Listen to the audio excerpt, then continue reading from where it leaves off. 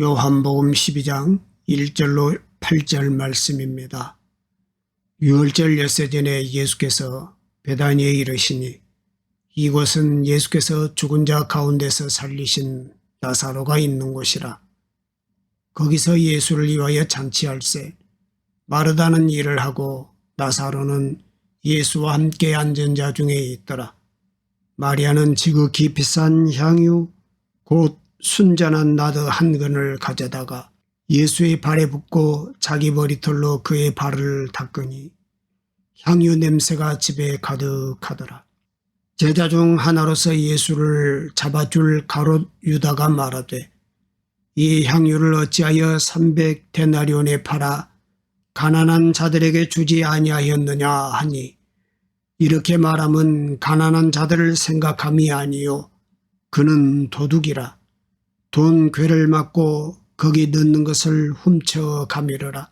예수께서 이르시되 그를 가만두어 나의 장례할 날을 위하여 그것을 간직하게 하라.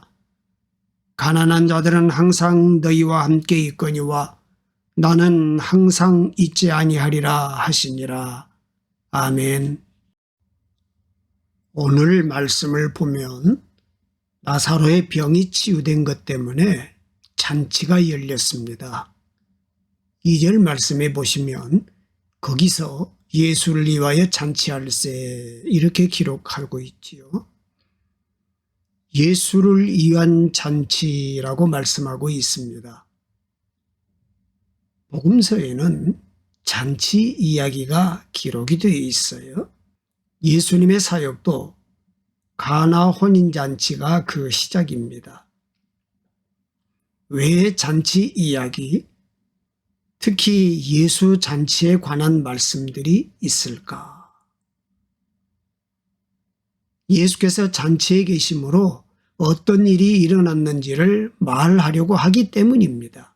그래서 예수께서 우리들의 인생에 들어오실 때 우리에게 어떤 일이 일어나는 것인지를 알게 하시려는 것이지요. 오늘 말씀도 나사로의 가정에서 일어난 예수 잔치를 말씀하고 있습니다. 예수님 때문에 한 가정에 일어난 잔치가 있다는 것입니다. 여러분도 예수님 때문에 일어난 잔치가 있으십니까? 잔치 이야기만이 아니라 예수님 때문에 어떤 인생이 되었느냐 하는 말씀입니다. 여러분은 예수님 때문에 어떤 인생이 되셨습니까?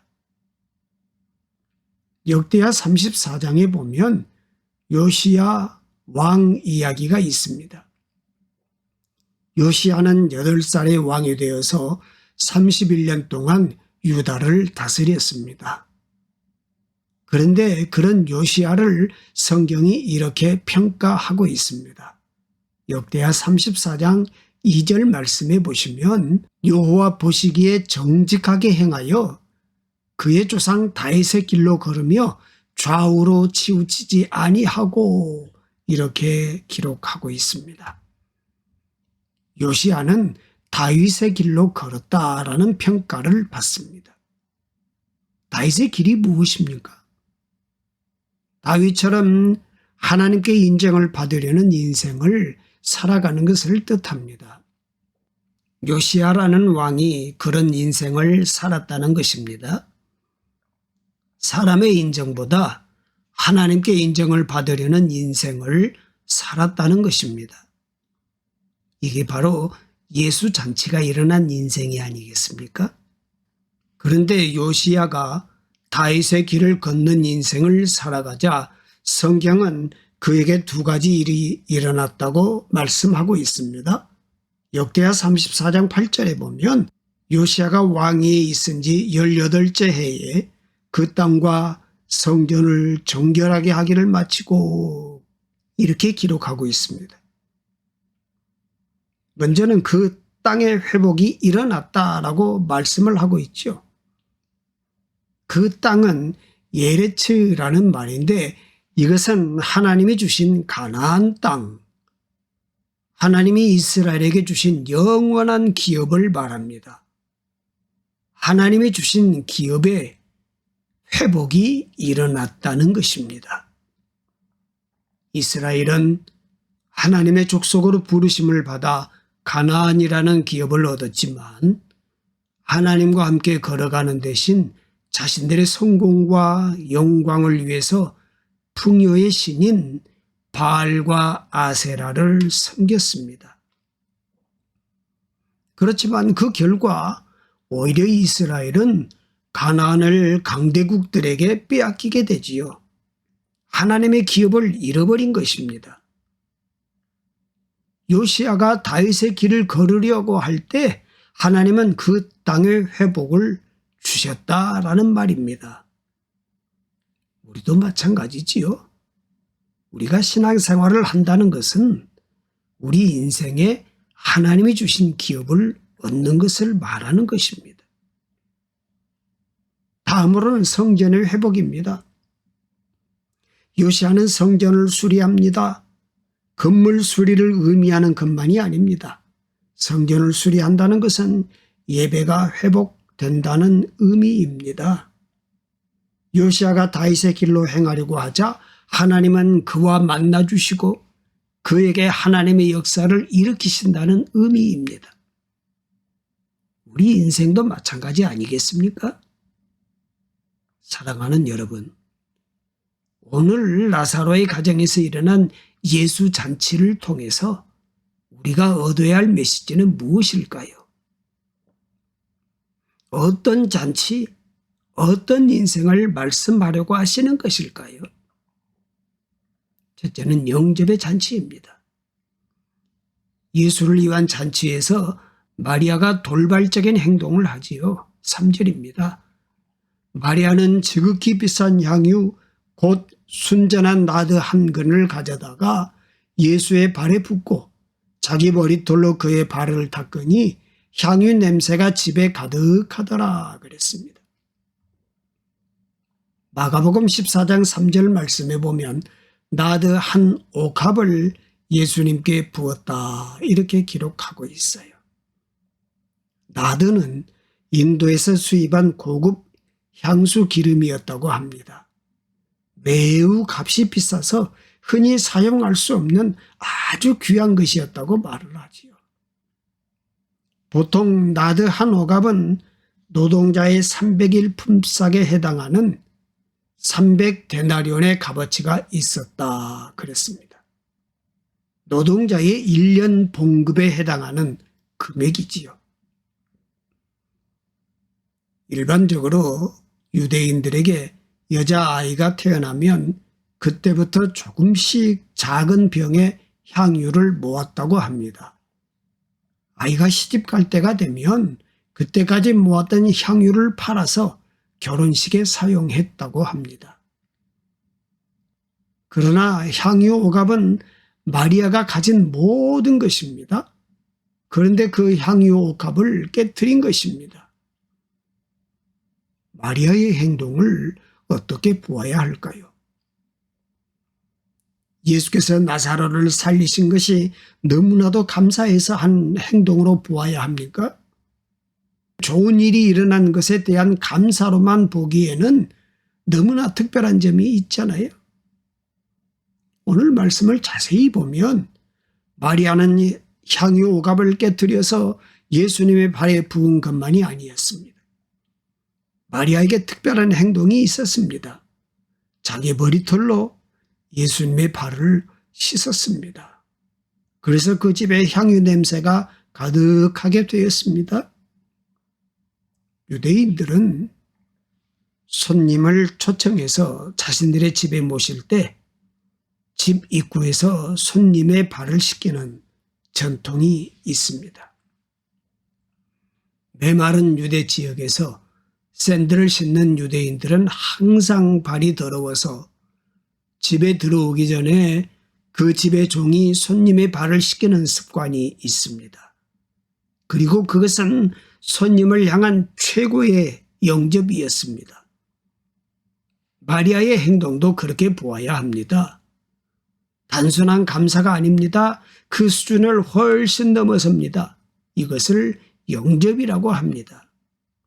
아주 특별한 영접입니다.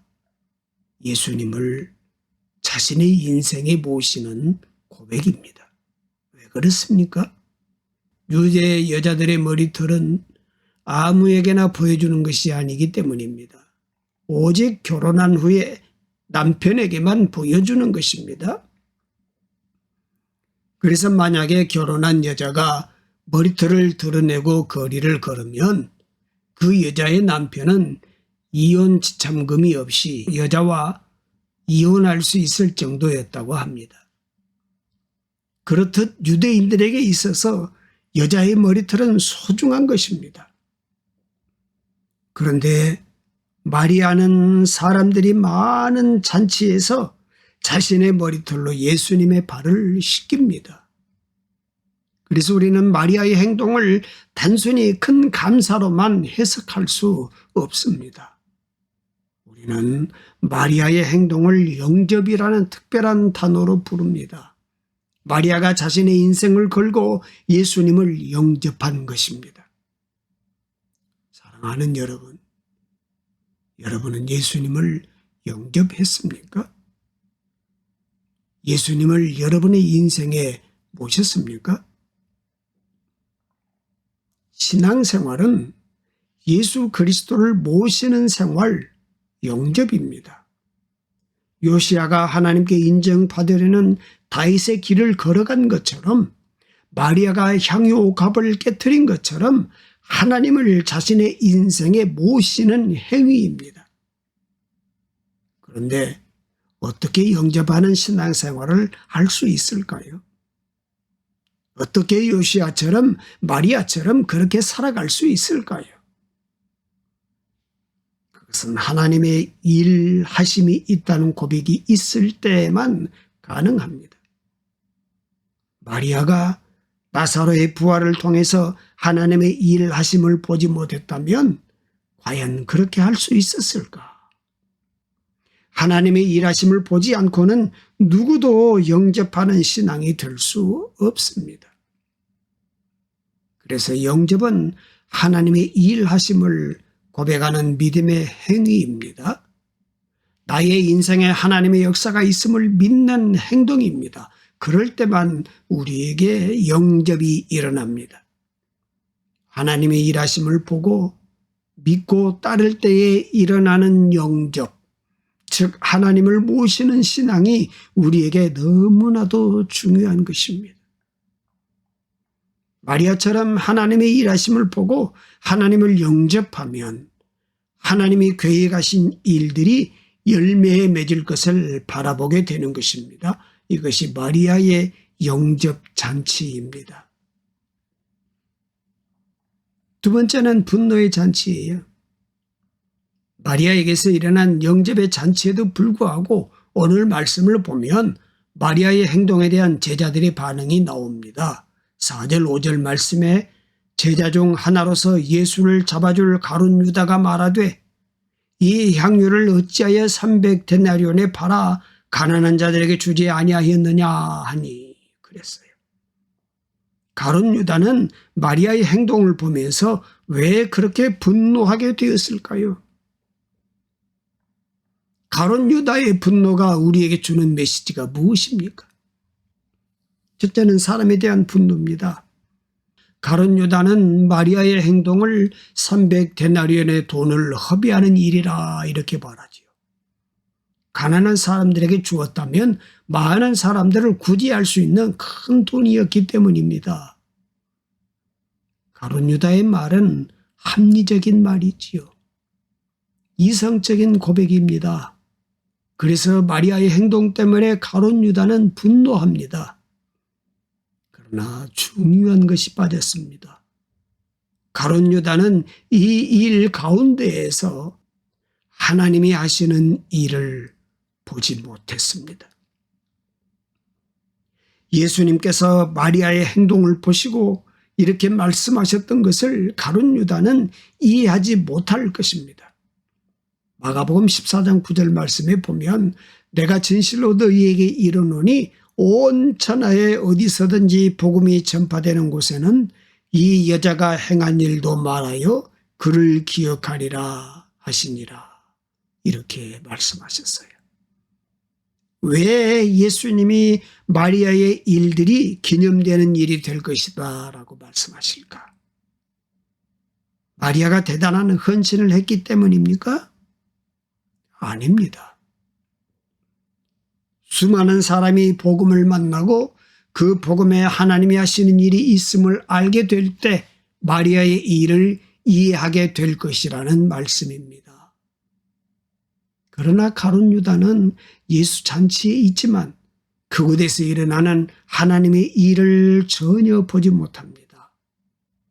한 사람에게 영접이 일어나고 그 영접 때문에 한 사람의 인생에 헌신이 일어나고 그 헌신이 기념되리란 말씀을 이해하지 못합니다. 그래서 마리아에게 분노합니다. 사람에게 분노합니다. 사람에 대한 분노가 멈추고 하나님의 일하심을 보아야 축복이 우리에게 일어납니다. 두 번째는 자신에 대한 분노였어요. 가룟 유다의 분노에는 우리가 돌아보아야 하는 중요한 것이 있습니다. 가룟 유다가 무엇을 따라가고 있느냐는 것입니다. 무엇 때문에 그렇게 분노하고 있느냐는 것입니다. 6절 말씀입니다. 이렇게 말하면 가난한 자들을 생각함이 아니요 그는 도둑이라. 돈꾀를 맞고 거기 넣는 것을 훔쳐감이라라. 성경은 이렇게 평가하고 있어요. 밖으로 드러나는 분노보다 무서운 것이 내면의 생각, 내면의 분노입니다. 가룟 유다의 아내는 돈에 대한 욕심이 있었기에 그런 돈을 함부로 쓰는 것에 대해서 분노하지 않을 수 없었다는 것입니다. 가룟 유다 안에 있는 돈에 대한 욕심이 가룟 유다를 이끌고 있다고 말씀하는 것입니다. 가룟 유다는 예수님을 따라다니고 예수 잔치에도 함께 있었지만 자신 안에 있는 사람을 이길 수가 없었던 것입니다. 가룟 유다의 멸망은 밖의 문제가 아니라 안의 문제였던 것입니다. 사람을 파멸시키는 두 가지가 있습니다. 바로 화와 음란입니다. 첫째 화는 우리의 내면을 파괴하는 것입니다. 화는 불인데 우리 안의 불을 잘 다스리지 못하면 그 화가 자신을 불태우기 때문입니다. 두 번째는 음란인데 음란이 나쁜 것은 관계를 파괴하기 때문입니다. 그래서 전쟁을 뜻하는 난이라는 한자를 썼습니다. 음란이 일어나면 부부의 관계가 깨어지고 사람과의 관계가 깨어지는 전쟁이 일어난다는 것입니다. 사랑하는 여러분, 우리는 어떻게 가룟 유다의 삶으로부터 마리아의 삶으로 바뀔 수 있을까요? 어떻게 사람에 대한 분노가 아니라 우리 자신 안에 있는 분노와 싸우는 삶으로 바뀔 수 있을까요? 세 번째는 사랑의 잔치입니다. 예수님께서 마리아의 행동에 분노하는 가룟 유다를 보시고 이렇게 말씀하십니다. 7절에 그를 가만두어 나의 장례할 날을 위하여 그것을 간직하게 하라. 그렇게 말씀하시죠. 마리아의 행동이 예수님의 장사를 준비하는 행동이라는 말씀이 아니겠습니까? 향유 오갑을 깨어서 예수님의 발을 씻기는 행동이 분명히 장례 준비인 것은 맞습니다. 그러나 예수님의 말씀에는 더 깊은 의미가 들어 있습니다. 진짜로 예수님의 죽으심을 준비하는 행동이란 무엇일까? 어떤 분이 이렇게 말씀하시는 것을 들었습니다. 사람 사는 게 다 그런 거지 뭐. 인생 살아보니 별것 없더라는 말입니까? 그러나 이 말처럼 예수 믿는 우리를 속이는 말이 없다고 생각합니다. 예수 믿는 사람은 그렇지 않습니다. 사람 사는 게 다 그렇지 않습니다. 예수님께서 마리아의 행동을 보시고 나의 죽음을 준비하는 것이란 진짜 의미가 있습니다. 바로 예수님이 기대하시는 그리스도인의 인생이 있다라고 하시는 것입니다. 예수님이 가장 기뻐하실 삶은 어떤 삶일까요? 예수님께서 십자가에서 죽으시기까지 우리에게 주시려는 삶이 무엇입니까? 마리아가 예수님의 죽으심을 준비했다는 것이 이런 의미가 아니겠습니까? 우리가 어떤 삶을 살아야 합니까? 우리가 어떤 삶을 살아야 예수님이 기뻐하시겠습니까? 사랑받고 사랑하는 삶입니다. 마리아처럼 사랑받고 사랑하는 삶이 되어야 합니다. 요한일서 4장 20절 말씀에 보면 누구든지 하나님을 사랑하노라 하고 그 형제를 미워하면 이는 거짓말하는 자니 보는 바 그 형제를 사랑하지 아니하는 자는 보지 못하는 바 하나님을 사랑할 수 없느니라 이렇게 말씀하시죠. 예수 잔치는 원수 맺고 원수가 되는 삶으로부터 사랑받고 사랑하는 삶으로 우리의 삶이 바뀌는 것입니다. 예수님은 그런 잔치를 우리에게 열어주시기 위해 이 땅에 오셨습니다. 그래서 마리아의 행동을 기뻐하시면서 이것이 나의 죽음을 예비하는 것이다 라고 말씀하시는 것이죠. 여러분, 예수 믿고 여러분의 삶이 달라지셨나요? 내 기준과 생각이 맞다고 생각하고 계시지는 않습니까? 그래서 내 생각과 다른 사람을 이해할 수 없고 용납할 수 없는 삶을 계속해서 살고 계시지는 않습니까? 그것이 하나님과 반대라는 생각을 해보지 않으셨나요? 하나님이 기뻐하시는 삶이 있습니다. 예수님께서 십자가에서 보여주시고 나타내 주신 사랑의 삶입니다. 우리 모두가 그런 삶의 주인공이 되시기를 축복합니다. 주님의 은혜 안에서 한 주를 잘 살아내게 하신 것을 감사합니다. 계속되는 질병의 위협과 우리 삶의 많은 위기 가운데서도 늘 우리와 동행하시어 평안함으로 인도하여 주심을 감사드립니다. 오늘도 주님의 약속의 말씀을 붙잡고 기도로 나아갑니다. 아브라함의 믿음을 보시고 그를 의롭게 여기신 아버지 하나님, 우리가 하나님의 의로움을 얻기 위하여 매 순간 오직 믿음으로 살아가게 하여 주시옵소서. 매 순간 말씀을 가장 귀히 여기며 삶의 중심에 두고 어떤 상황 속에서도 하나님을 더 온전히 알아가길 원합니다. 다른 사람의 마음을 헤아리지 못하고 하나님의 뜻을 분별하지 못한 채 그럴듯한 충고를 앞세우지 않도록 겸손함을 더해 주시옵소서. 내가 보고 싶은 것만 보려 했던 좁은 시선을 거두고 잠잠히 하나님의 일하심을 기다리게 하옵소서. 하나님의 기쁨이 되는 저희가 되게 하여 주시옵소서. 하나님께 더욱 가까이 나아가는 매일의 삶이 되기를 원하오며 예수님의 이름으로 기도합니다. 아멘.